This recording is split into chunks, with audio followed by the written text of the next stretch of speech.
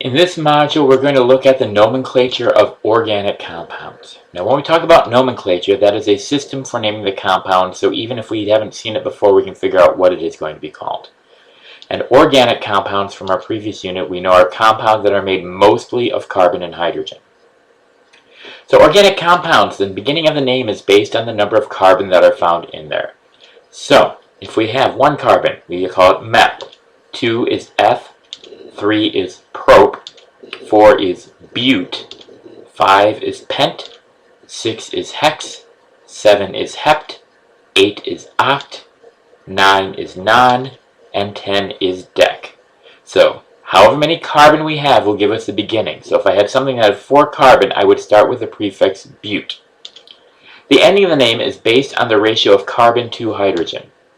So, if I were to have 4 carbon in this formula, N would be equal 4. So if I have 4 carbon, 2 times 4 plus 2, 2 times 4 is 8, plus 2 is 10. If I have the formula C4H10, this would then be butane. And anytime we meet that ratio of 2N plus 2 hydrogen, we get an ane ending. If we have CnH2n, then it's an ene ending. So if I had 4 carbon, 2 times 4 is 8, so the formula C4H8 would be butene. If I have 2N minus 2 hydrogen, then I get an I ending. YNE is pronounced ine. So if I was C4H6, then I would be butyne.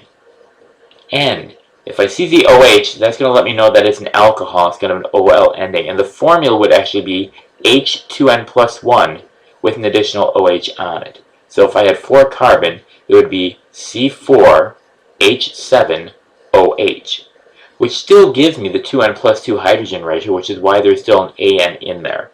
So the formula would be, that would be butanol. So we have prefixes and we have suffixes all together in the organic nomenclature. Let's try a couple. C5H10. If I look at that, it's 5 carbon, so the prefix is pent. Now, 5 times 2 is 10, so we have twice as many hydrogen as carbon, which means that we're going to get the ene ending.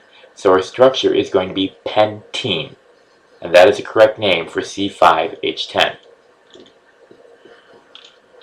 C7H16. So if I look at the number of carbon, I have 7 carbon. Looking at my list, 7 carbon is hept. Now, 2 times 7 is 14. I have 16, which is 2 more than twice the number of carbon. So I have the 2N plus 2 ratio of hydrogen. So that means I'm going to be a heptane. And that is the correct name for that chemical formula. C2H5OH. I have 2 carbon. If I have 2 carbon, my prefix is going to be eth. Now if I look at it, I have the OH, and the only thing I know with the OH means it's going to have the anol ending.